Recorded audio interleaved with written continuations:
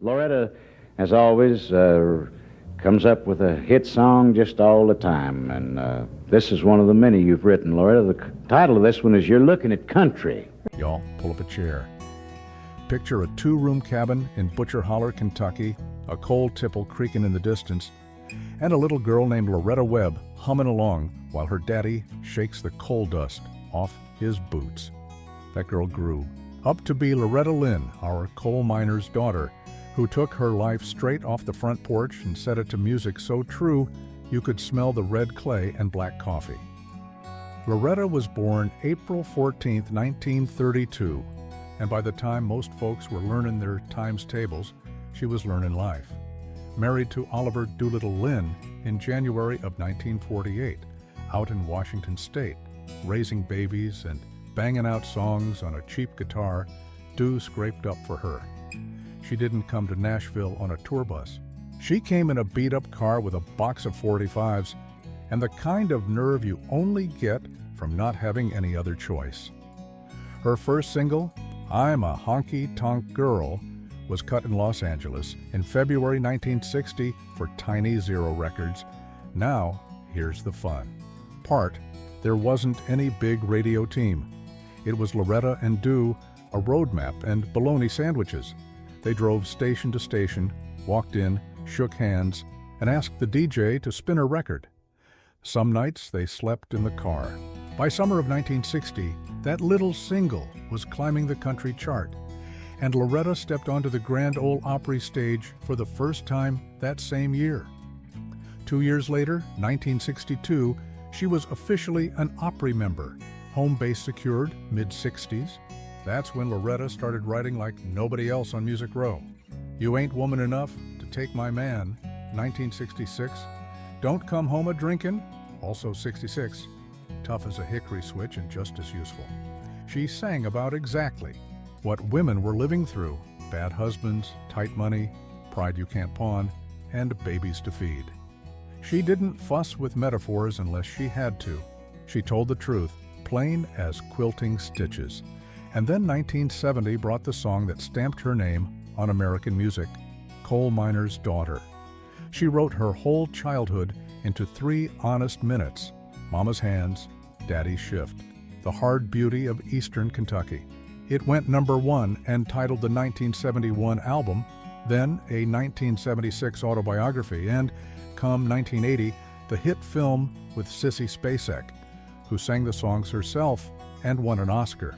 Loretta's life wasn't just a story.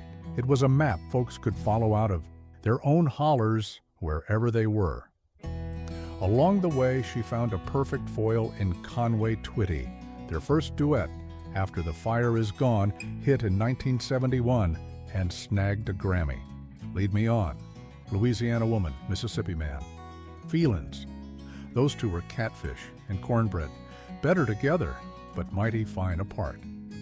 On her own, Loretta kept stacking hits. Fist City, One's on the Way, The Yacht, Pill. She pushed buttons on purpose, not to shock, but to tell the truth about women's lives. She took heat. She also took home trophies, which brings us to 1972, and a little bit of history. Loretta Lynn, first woman to win the CMA's Entertainer of the Year. Think about that stage in '72, the lights, the TV cameras, the suits, and a Butcher Holler girl in a handmade gown taking the top prize. That wasn't just a win for Loretta, it blew open a door for a whole lot of women coming behind her. Let me slip in a road story. Loretta's first Opry night, 1960, Dew's out in the car, fiddling with the radio, can't find the right station. He's sure he's missed it. Loretta comes out grinning like sunrise and says, "Honey, I just sung on the Grand Ole Opry." That's the marriage in a nutshell. Wild storms, but he was the wind behind her sail, and she was the voice that cut through the static. Her personal life, it was as complicated and human as the rest of ours. 6 kids, long tours, hard arguments, deep love. She never pretended to be perfect. That's why folks believed her.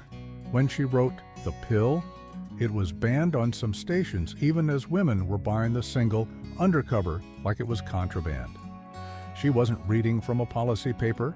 She was singing from the kitchen table, and she never stopped, forging ahead. In 2004, she teamed up with Jack White for the album Van Lear Rose, and it was a revelation, old school heart with raw new edges. They cut Portland, Oregon like it was a barroom secret you weren't supposed to overhear, and the record walked away with a Grammy for Best Country Album.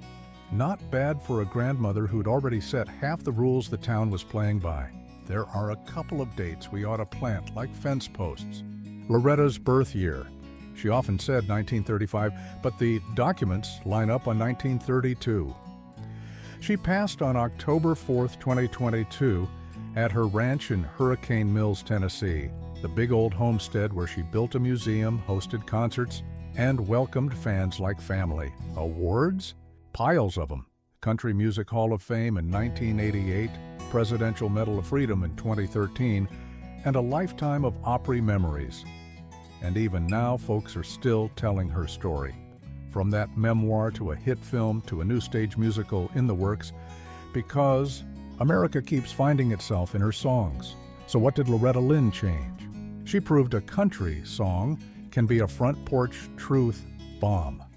She showed women you don't have to whisper your life. You can sing it out in 4/4 with a Telecaster behind you. She dragged working class stories onto the big stages, rhinestones, and all, and made the suits clap right along. If you've ever waited on a chart call, ever prayed over a grocery receipt, or ever decided you're worth more than you were told, well, Loretta's already sung your chorus.